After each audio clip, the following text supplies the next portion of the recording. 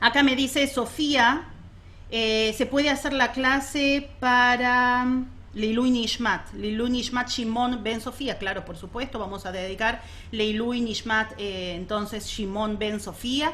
Y también de paso vamos a aprovechar para dedicársela a, también para Leilui Nishmat Malka Batfeige, también Zichroná Libraja, y para todas las personas que necesitan que su alma sea elevada y pueda llegar a un buen destino. Dentro de los planes que Hashem tenga dedicada para ese alma, también vamos a dedicársela a esas personas que están en nuestros corazones. Ok, vamos a dejar entrar acá a Rebeca Cohen, por favor, a la orden. Y hoy vamos entonces a dedicarnos a repasar un poquito, no vamos a profundizar demasiado porque realmente esta es una clase que de cada uno de estos pensadores uno podría dedicarse bastante tiempo para hablar. No es este el espacio, pero quizás si les interesa podemos hacer futuros encuentros para conversar de cada uno de ellos o de varios de ellos. En la medida de mis posibilidades también, ¿no es cierto? Para aquellos que nos ven, que nos van a ver en el transcurso de esta semana o en el futuro por YouTube, hola, mucho gusto, ¿cómo están? Soy Denise Blumenfeld, la morada Denise.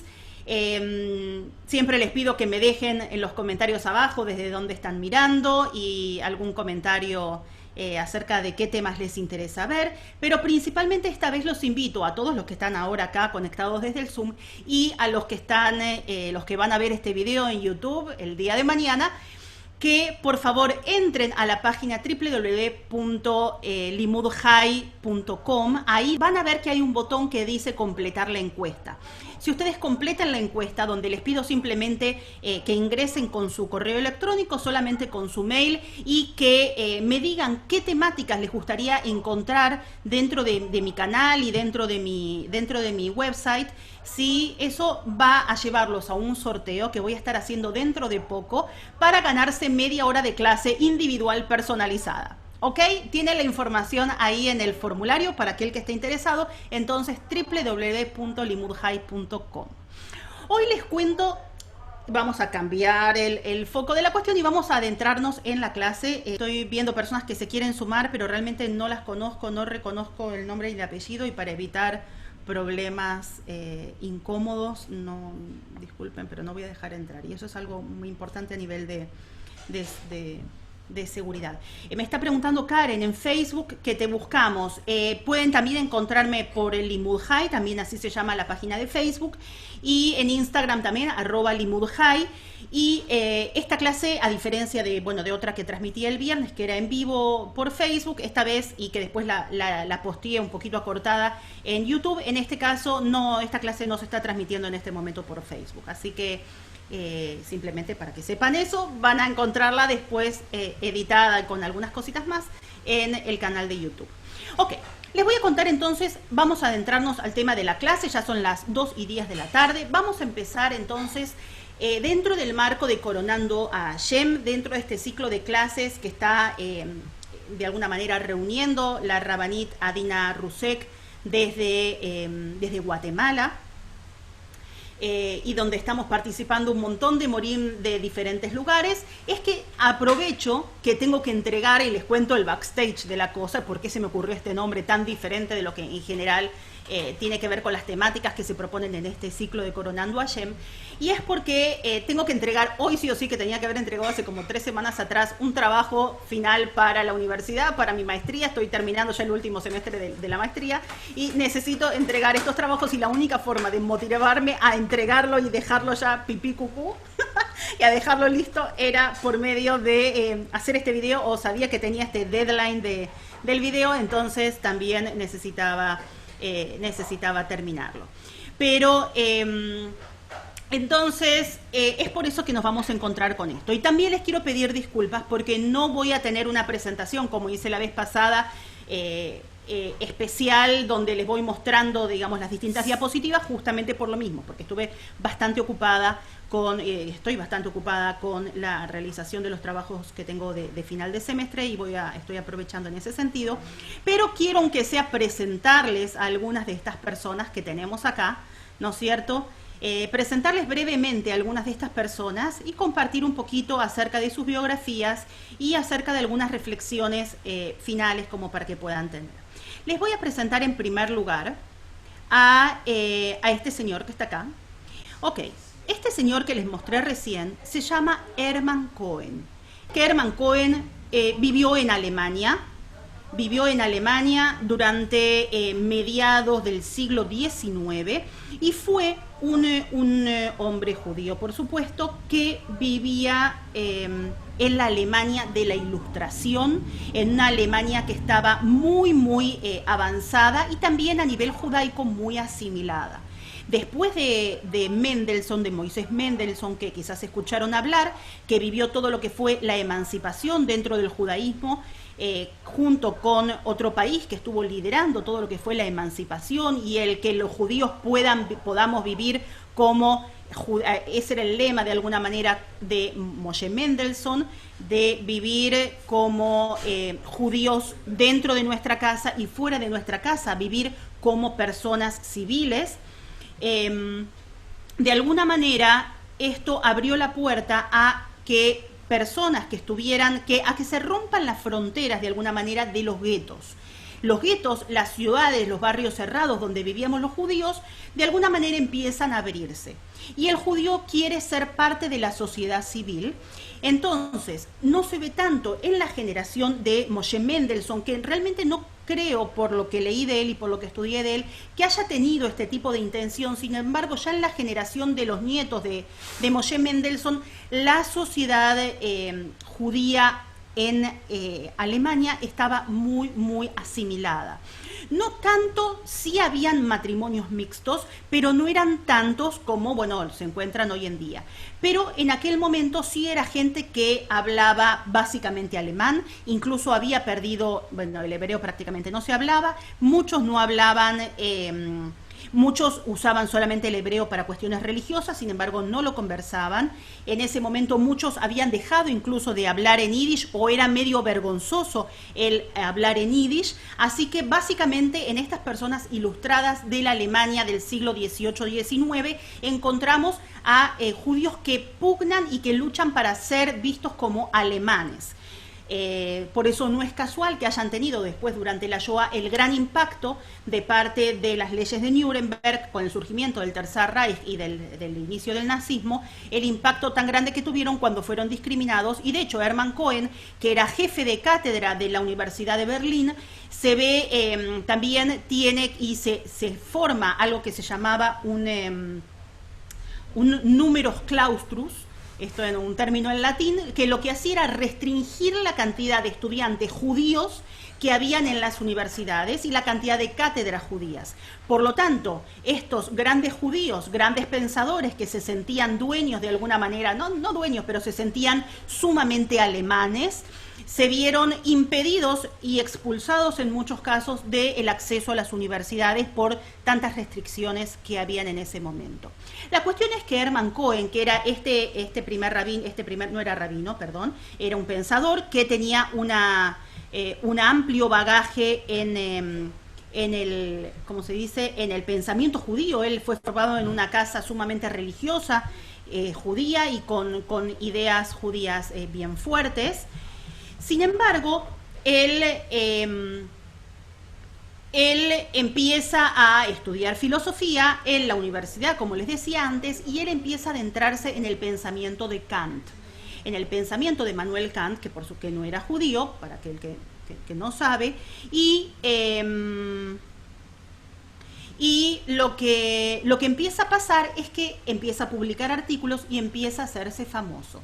Dentro de una de las cátedras donde él estaba explicando y estaba desarrollando el concepto de Dios, y así lo digo entre comillas porque era de la forma académica donde él se estaba dirigiendo a su público, se estaba hablando de Dios de una manera muy teórica y muy abstracta. Sin embargo, dentro de sus espectadores aparece otro de los pensadores muy importantes de los que están justamente, bueno, justo acá no lo tengo marcado, justo no tengo la foto de él acá, pero es, a ver, denme un minuto, voy a dejar de compartirles la pantalla, y Dios, espérenme. Me parece que me estoy enredando yo solita, que es Franz Rosenzweig. Franz Rosenzweig, cuando se acerca a esta reunión, a esta cátedra que él estaba dando, le dice, es muy interesante lo que usted está diciendo acerca del concepto de Dios, pero ¿dónde está el Dios creador del mundo? ¿Dónde está Boreolam dentro de toda su disertación? Esto, de alguna manera, fue un llamado de atención para Hermann Cohen, quien se ve obligado a repensar toda la filosofía que él había construido y todas sus teorías que él había construido hasta ese momento para poder volver a dar sentido a su pensamiento y reconectarse con el judaísmo y con el concepto de Dios, reconciliarse con Dios no como un concepto, sino nuevamente con Dios como creador del mundo y en la dimensión religiosa. Entonces tenemos a esta persona que les acabo de nombrar, que es Franz Rosenzweig, otro judío alemán, que él, a diferencia de Hermann Cohen, de su maestro, viene de un marco completamente asimilado. También es un judío, pero él no tiene formación judaica. Y justamente dentro de su análisis y su contacto con muchas personas religiosas, principalmente protestantes dentro de Alemania, y dentro de su diálogo interreligioso, se ve obligado a volver al judaísmo aprendiendo para reafirmar su identidad como judío. Y él escribe un libro muy famoso y muy interesante, bastante gordito también, que se llama La Estrella de la Redención. En La Estrella de la Redención, él lo que toma es la imagen del Maguen David, justamente del Maguen David, que como ustedes saben tiene un triángulo que apunta hacia arriba y un triángulo que apunta hacia abajo. Portada del libro con la traducción al español, y lo que vamos a usar es exactamente esto que tenemos acá. A ver. Pero acá lo que vamos a ver entonces es el triángulo, miren acá, el triángulo que apunta hacia arriba. Tenemos acá a Dios en la punta, en la esquina superior. Tenemos al mundo conectado con la creación, o sea que Dios se conecta con el mundo mediante la creación.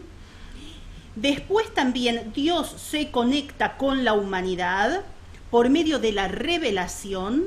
Y por último es el hombre, la humanidad, quien debe redimir a el universo, quien debe redimir al mundo. ¿Sí? Entonces, justamente con estos 6 conceptos, él va a desarrollar toda su teoría y va a reconectarse y analizar cada uno de estos conceptos de una manera muy profunda, pero volviendo a establecer esta relación de conexión creativa con el mundo y de la función del hombre como copartícipe en la creación y en la redención y en el mejoramiento del mundo. También, volviendo un momentito a Hermann Cohen, y para las personas que van a estar viendo este video en YouTube, Hermann Cohen se casa con la hija del matrimonio del gran conocido compositor alemán Louis Lewandowski, un gran compositor que todos aquellos que hemos cantado en coros dentro de la comunidad hemos cantado seguramente alguna de sus piezas. Les voy a compartir ahora, para que puedan disfrutar, una versión del Salmo de Tzadik Katamari Fraj, que es muy conocido, con una versión muy conocida coral. Para aquellas personas que solamente ven, que no escuchan cantar a mujeres, igual es un coro, les quiero avisar por las dudas, es un coro mixto de hombres y mujeres. Digamos, si bien están todos vestidos muy tznuim, la gente que lo va a ver en YouTube, les voy a dejar el link abajo, no va a poder ver el fragmento de la canción, pero para que sepan que entonces este hombre del que les estoy hablando, que es Hermann Cohen, tenía una gran conexión con la música y una gran apreciación por la música. Linda, ¿no? A mí me gustó mucho. Y es más, dentro de esta búsqueda de ayer de algunos videos interesantes también de Lewandowski, voy a aprovechar porque, ¿por qué no? Aprovechar la posibilidad de mostrarles esto que me pareció es un proyecto muy interesante. A ver, que existe hace tiempo, que se llama, ay, ¿dónde está? Zamir. A ver, espérenme un momentito que se los voy a compartir porque es una cosa preciosa que encontré ayer. A ver, espérenme un momentín. A ver si les puedo compartir esto. Espérenme. Lástima que no lo tenía abierto y discúlpenme. Boker Shel-Zahar, no. A ver, pero acá está. Vamos a buscarlo. Es un coro aparentemente que se hace virtual. No estoy segura que lo que canten, miren, acá está, ya lo encontré. Que se hace virtual, no sé exactamente cómo lo manejan, quizás todos tengan la misma pista y vayan siguiendo en el mismo momento al, al director, la verdad no estoy clara, cada uno obviamente lee su partitura y tiene su parte. Miren qué belleza en el Salmo 150 también la versión de Lewandowski. A las personas que están mirando en YouTube van a tener el link abajo, pero este fragmento no se los puedo poner en YouTube, ¿ok? Más allá de que es un video de YouTube, no se los puedo poner. Pero quiero que miren esto, qué bonito, ¿no? Pero fíjense nuevamente, y me emocionó, cómo prepondera la música alemana. Sin embargo, lo que hace es poner todo ese conocimiento tan teórico de la música formal, clásica alemana, en un canto coral, en partituras que se cantan también. Hay muchísimos que tiene composiciones preciosas para los Yamim Noraim, y acá lo que está tomando es el Salmo 150, ¿no es cierto? Alelube Nebel Bejinor, Alelube Tofu Mahol, que era lo que los Levim hacían en el Beit HaMikdash, con los diferentes instrumentos musicales. Está tomando textos clásicos judíos, sin embargo, adaptándolos con todos los criterios occidentales, modernos de la música. Y trato siempre, aprovechando estos espacios, de poder siempre compartir un espacio de canción o de música, porque esta es la forma tradicional también donde nuestras fuentes entran en nuestro alma y donde nos permite reflexionar y abrir canales nuevos de comunicación y de reflexión, ¿no es cierto?, acerca de las distintas cuestiones de nuestra vida como judíos, ¿no es cierto? Veo que a los que me están chateando acá, que les gustó mucho, que les gustaron mucho, de verdad me alegro que les hayan gustado y que lo disfruten, me alegro, me pone contenta.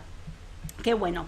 Entonces, sigamos hablando un poquito acerca de estos autores. Les había comentado entonces acerca de La Estrella de la Redención de Franz Rosenzweig. Entonces, él, que recupera de alguna manera en un entorno sumamente académico y alemán, sin venir con una formación judía, él recupera su identidad judía a partir del diálogo interreligioso. Quiere decir que él, sin saber mucho de judaísmo, se ve obligado de alguna manera a defender sus raíces judías a partir del encontrarse con un otro diferente de él. Por otro lado, también contemporáneo a él, y que entra también dentro de este marco de discusión, dentro de lo que se llaman los pensadores alemanes existencialistas del siglo XIX, tenemos a otra gran figura que seguramente de la que sí escucharon hablar, que se llama Martin Buber. Martin Buber es un personaje que por parte de la ortodoxia está muy mal visto, bueno, en algunos casos está mal visto, y yo creo que fue bastante mal interpretado. Esta es mi humilde opinión. Él viene de un entorno ortodoxo, él tiene una formación clásica judía, con un altísimo nivel de conocimientos en Midrash, en Talmud y en bibliografía judía. De hecho, creo que los padres de él, tengo entendido, que se divorcian, y él es criado en un marco, en un entorno jasídico por parte de sus abuelos. O sea que él es criado básicamente por sus abuelos, que eran jasídicos en Europa, ¿no es cierto?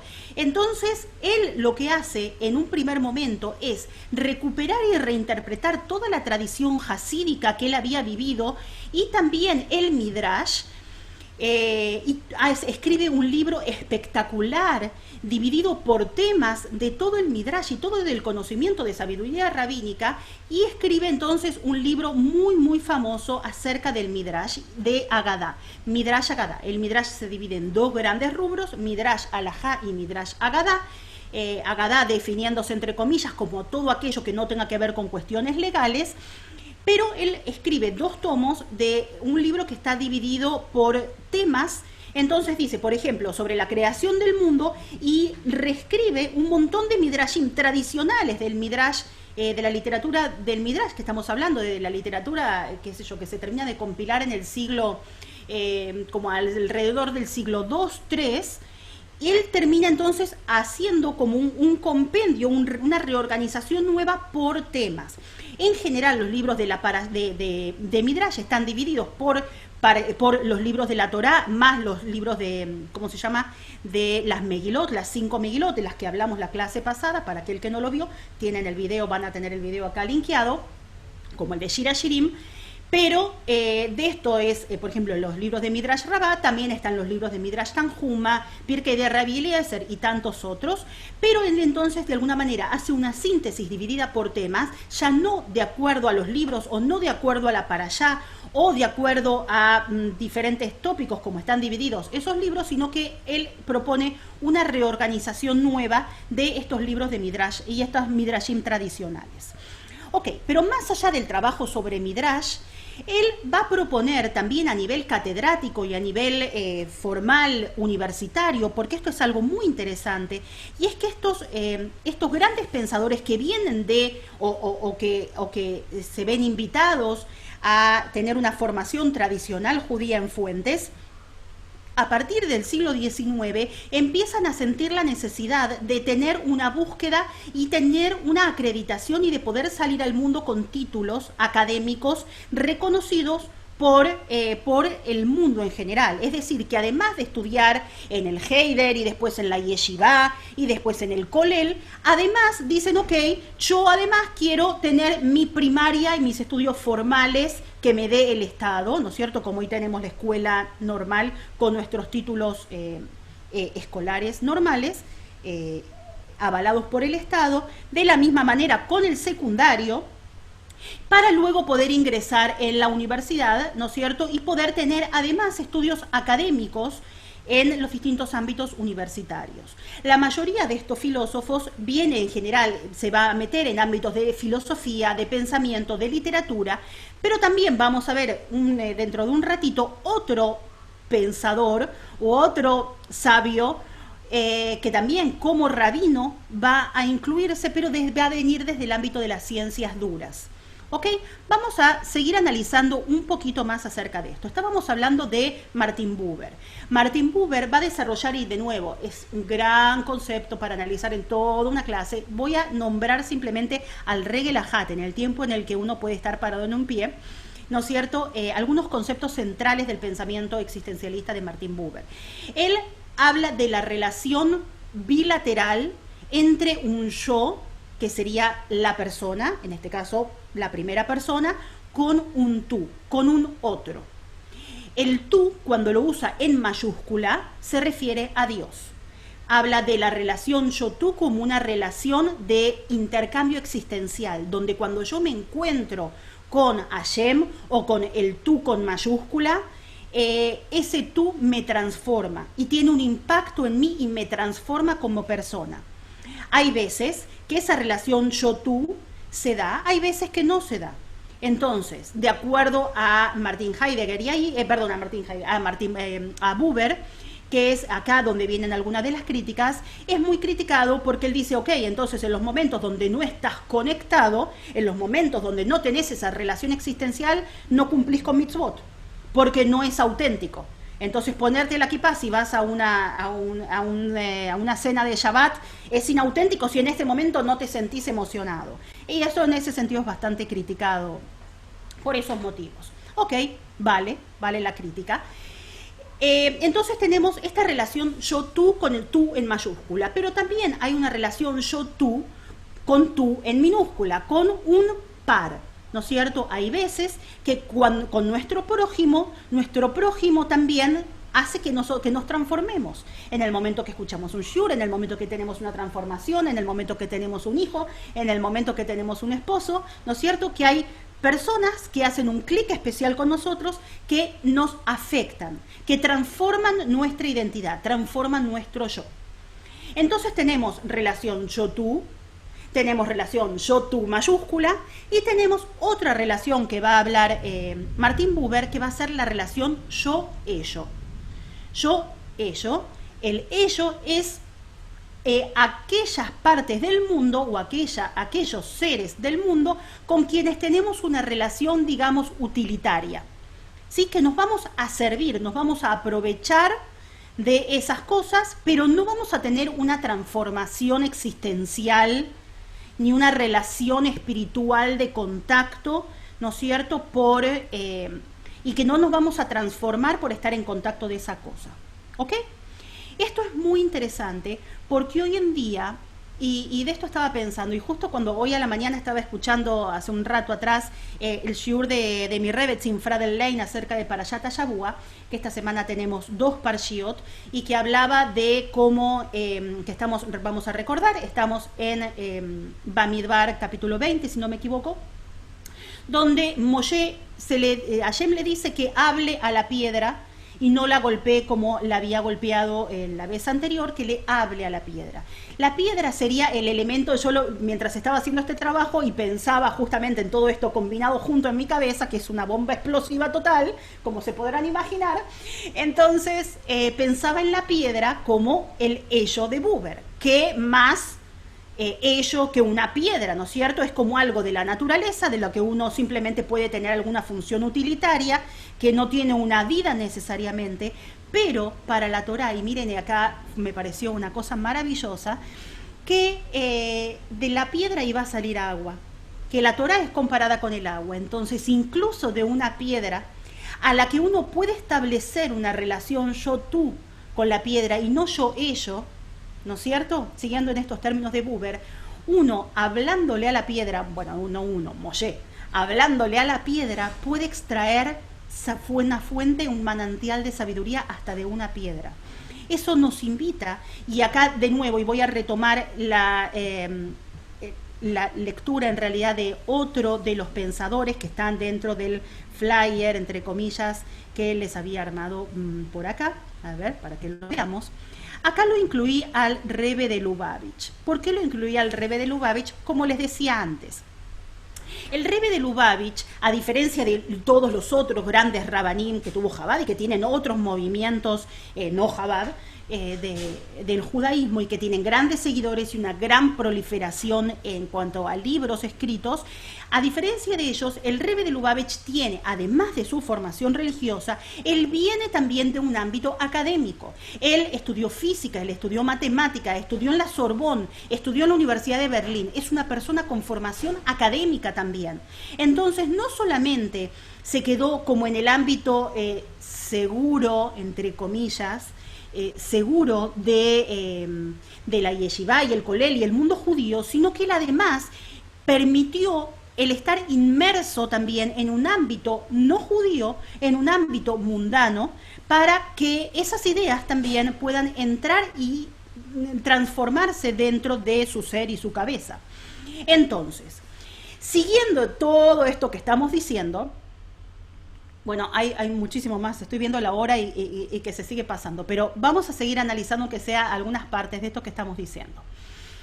Estoy tratando del Rebbe de Lubavitch, porque el Rebbe de Lubavitch, lo que ayer tuve una conversación larga con el rabino Jacob Polivoda, que es el Sheliach de Chabad de Boquete, en Panamá, en Boquete, de la ciudad de Boquete, y que le pedía que por favor me explique un poco más cómo expresar estas ideas de la manera más apropiada.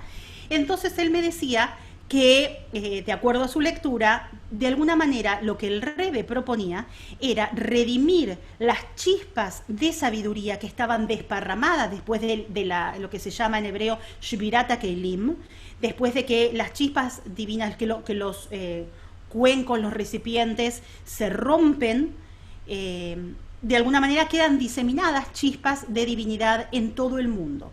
No necesariamente esparcidas en el judaísmo, están esparcidas en todo el mundo. Entonces, es parte de la misión individual de cada judío el poder, y tomando estos términos de Rosenzweig, que les nombraba antes, de usar la redención. El tikkun olam quiere decir redimir, encontrar esas chispas de sabiduría, encontrar ese agua, volviendo al ejemplo de antes, ese agua dentro de la roca, ¿no es cierto?, para poder mejorar el mundo y generar y traer al hoy una era que se llama la era del Mashiach, la era mesiánica, que no es más que una búsqueda activa por parte de todas las personas de tratar de traer a Dios de una manera revelada, transparente y visible a todo el mundo, y que cada uno de nosotros tenga la capacidad de poder recibir todo ese caudal de luz. ¿Sí? Complejo, es muy complejo, yo sé que es muy complejo, no está de nuevo, es una puntita. Son términos muy complejos, yo sé.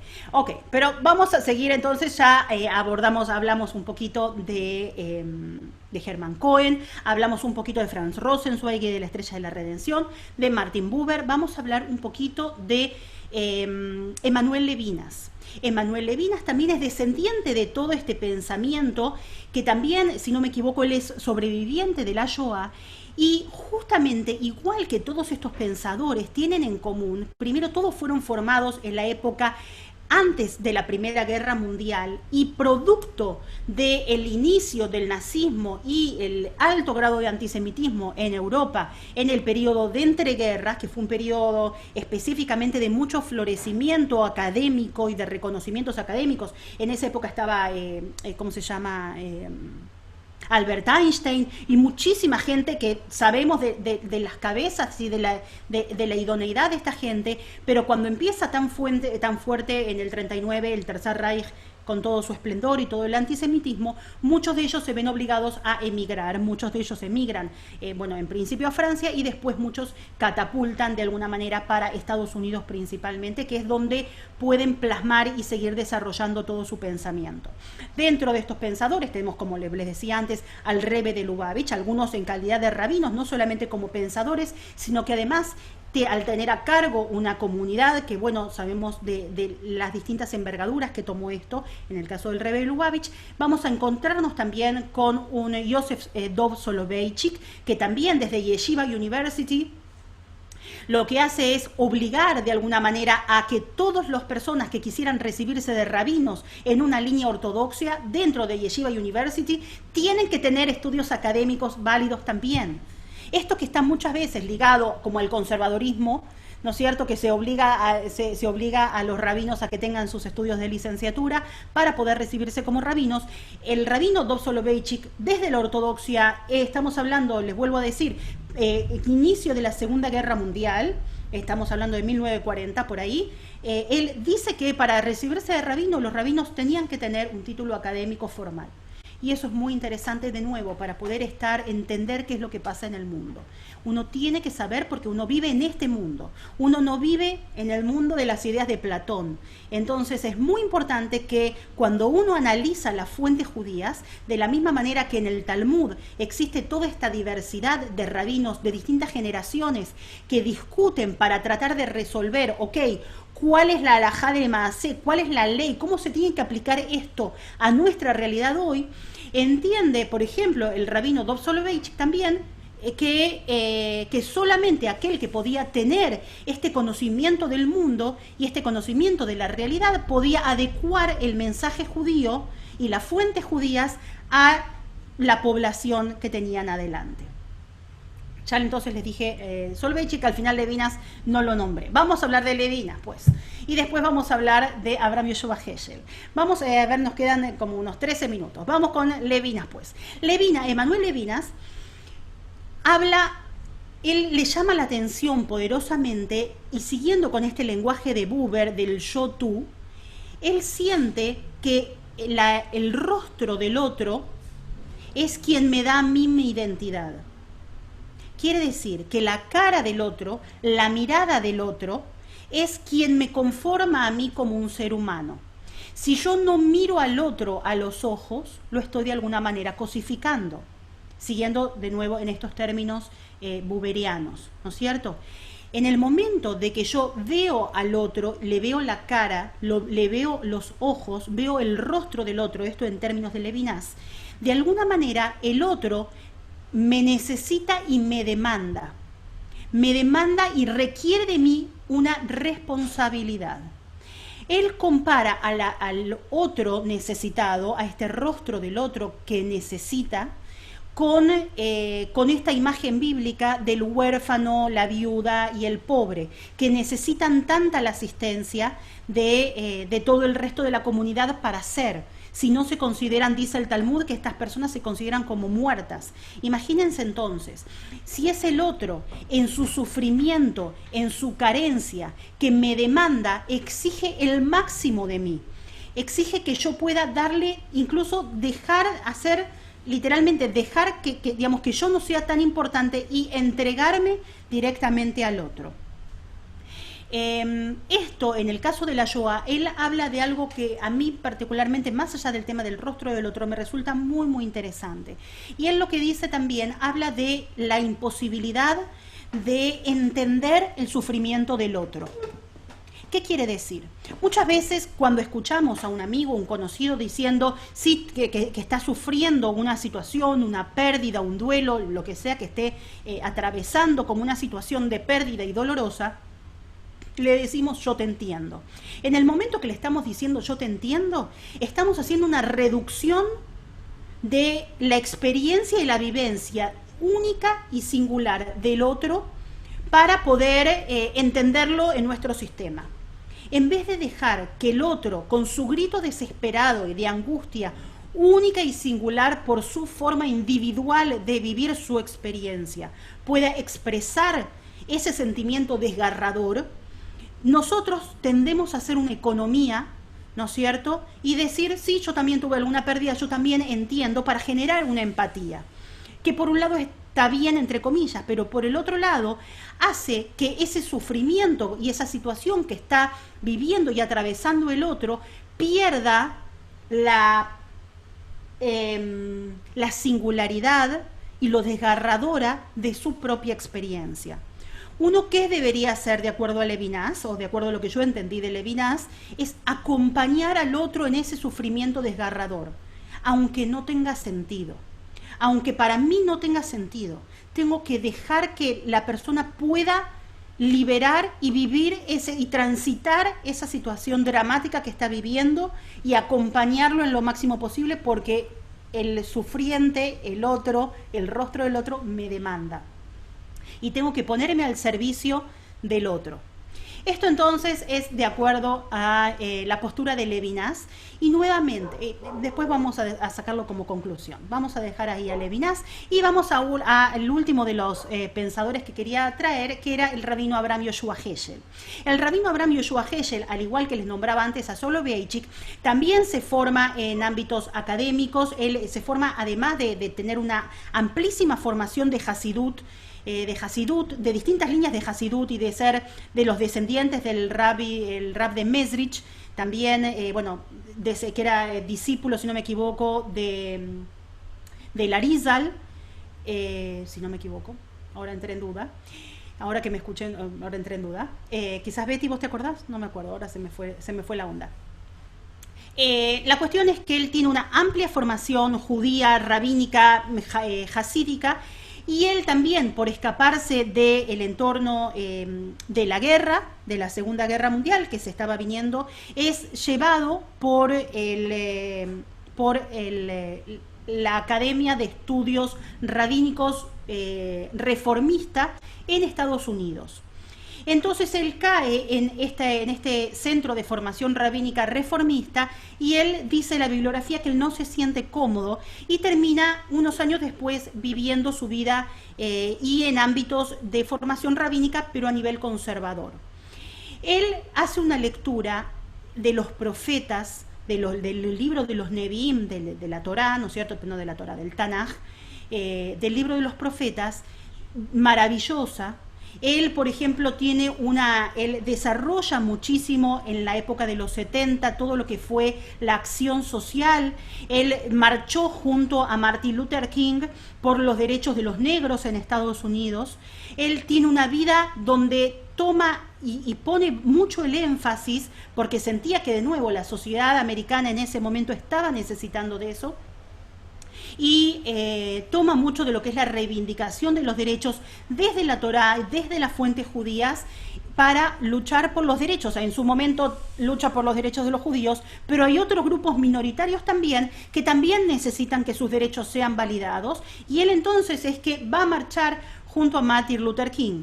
Este rabino Abraham Yoshua Heschel es tomado también y es de alguna manera un padre intelectual para quizás los que están viendo desde Argentina o de otros lugares de Latinoamérica conozcan al rabino Marshall Mayer, que fue el que trae este movimiento o esta línea, que no es la única de las que habla Abraham Yoshua Heschel, pero esta línea de tanta reivindicación social la trae a Argentina, y de ahí sale desde el seminario rabínico a toda Latinoamérica, desde esta línea entonces de luchas de los derechos humanos, donde tiene una gran participación durante los distintos movimientos contra las represiones militares que se dieron en los distintos países en América Latina durante los 70, 80, ¿no es cierto? Como en Argentina, en Uruguay, Chile, entre otros. Pero Marshall Mayer de alguna manera distorsiona, recorta un poco todo el mensaje mucho más amplio de todo el mensaje del rabino Abraham Yoshua Heschel. Para aquel que lee al rabino Abraham Yoshua Heschel, tiene además una prosa maravillosa. Él estudió literatura y realmente lo que uno lee es una mezcla de Torá y poesía, es como realmente los invito a leerlo. Hay un libro maravilloso que es El Shabbat, donde él habla de alguna manera cómo convertir los objetos de la vida cotidiana, en convertirlos en objetos trascendentes, en hacerlos sagrados de alguna manera, como una simple copa de vino, en el momento que estoy haciendo un kiddush, se convierte en un objeto de santificación del tiempo. Una cosa preciosa realmente, y todo el lenguaje que él explica, tanto el de los profetas como el de La Tierra del Señor, o otro de sus libros, como les decía, El Shabbat, libros espectaculares que los invito a leerlos, están en español también traducidos, pero que sirven también para tomar perspectiva. ¿Por qué junté a gente tan diferente en una misma clase y en un mismo trabajo? ¿Por qué? Porque todos ellos fueron formados en Europa, en la época previa a la Primera Guerra Mundial, viven las masacres de la lucha cuerpo a cuerpo de la Primera Guerra. Sabemos que durante la Primera Guerra a muchos de los que vivían en Rusia fueron tomados desde jóvenes por la milicia rusa y tuvieron que defender a Rusia, y se mataron cantidades de judíos durante la Primera Guerra Mundial. También entonces todos ellos se ven obligados a exiliarse durante el periodo de entreguerra, justo previo al inicio de la Segunda Guerra Mundial, para poder sobrevivir y poder llevar adelante su liderazgo intelectual y religioso. Y por último, principalmente, porque a todos ellos, con sus matices y con sus diferencias, los engloba su preocupación por el otro y por el mejoramiento del mundo. Entonces, me gusta, en un mundo que actualmente está tan cosificado, donde pensamos en el otro como qué provecho puedo sacar del otro para que me sea funcional a mí. Y hay alguien que no nombré hasta ahora, que es...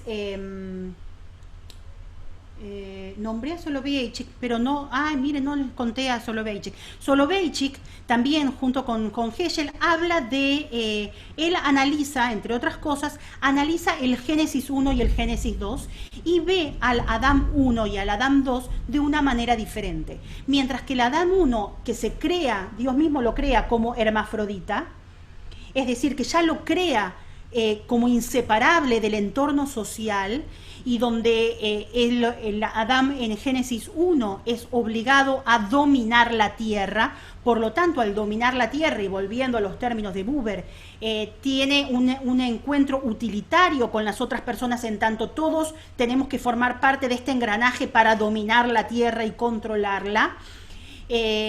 Por el otro lado, el Adam 2, de acuerdo a esta lectura que hace Soloveitchik, Adam 2 es creado como hombre solo, él tiene que salir a buscar esposa y tiene que salir a la sociedad y volverse sociable y encontrar herramientas de comunicación y de socialización para ser parte de una comunidad y de una sociedad. No nace con eso, sino que tiene que salir a la búsqueda de ese encuentro con el otro y adaptarse a las necesidades de un otro. Y por el otro lado, la relación que tiene, de acuerdo a Soloveitchik, el Adam 2, con el resto de las personas es una relación mucho más significativa, de encuentro existencial con el otro. Podríamos decir de nuevo, en términos de Buber, una relación más yo-tú, no yo-ello, no tan utilitaria. No es que te uso porque me servís para cumplir con mi misión. Es, me encuentro con vos para que juntos podamos aprender, juntos podamos redimir las chispas, como diría el Rebbe, ¿no es cierto? Poder extraer el agua de las piedras, ¿no es cierto? Entonces, de alguna manera quise reunir a todos estos personajes que a simple vista son tan diferentes uno del otro, o que vienen de historias un poco diferentes, para poder entonces aprender de ellos, aprender qué fue lo que los motivó, qué fue lo que los movilizó y qué podemos aprender de ellos hoy en día. Vamos a terminar acá entonces esta parte del shiur. Les voy a abrir los micrófonos, abrirles la posibilidad de que puedan, esperen un momentito, que reactiven su propio micrófono. Ahí está, cada uno entonces puede reactivar su propio micrófono ahora si quiere, para compartir algún pensamiento, alguna reflexión, alguna idea, algo que les gustaría decir. Los escucho. ¿Te puedo preguntar algo? Sí, claro. Que de Buber hay una relación yo-tú en minúscula y otra yo-tú en mayúscula. Correcto, sí. ¿Qué cosa? Solo de decirme cuál era el yo-tú, a qué te refieres en cada una. Ok, en ambos estamos hablando de la primera persona, o sea, del yo, con un otro. En ambos casos es con un otro. El tema es quién es el otro que está delante. Y es un otro que me transforma. ¿Sí? Eso es lo importante de esta relación, por eso se usa el mismo término, yo-tú. Cuando hablamos de la relación yo-tú, tú con mayúscula, con la T mayúscula, es de la relación del individuo con Dios.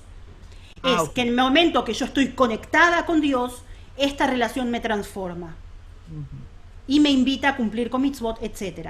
Cuando estoy con un tú, que es un par, que es otra persona, esta relación yo-tú también es transformadora. Depende cómo lo perciba la persona, pero si se vuelve una relación transformadora, se refiere a una relación yo-tú, tú minúscula, en tanto de que el otro no es Dios. ¿Ok? Sí. Perfecto, gracias. Nada, la orden. Gracias por preguntar. Feliz tarde, gracias. Igualmente, muchas gracias. Muy bien, a las personas entonces les agradezco, si no tienen nada más para preguntar, les agradezco muchísimo el haber estado acá y los invito nuevamente a completar la encuesta www.limudhai.com, que tienen entonces un botón, después del botón de suscribirse al canal de YouTube, tienen un botón de completar la encuesta, que solamente completando el mail pueden ahí proponer temas que les gustaría encontrar en mi página web y en las clases que dicto, ¿no es cierto?, por YouTube y en otros ámbitos. Les agradezco muchísimo el haber estado acá. Acuérdense que las personas que nos están viendo por YouTube, que van a tener abajo en la cajita los links a los videos musicales que les compartí acá en la clase en vivo, y les agradezco muchísimo el haber estado y nos vemos la próxima. Gracias. Adiós. Gracias. De nada, un beso. Gracias.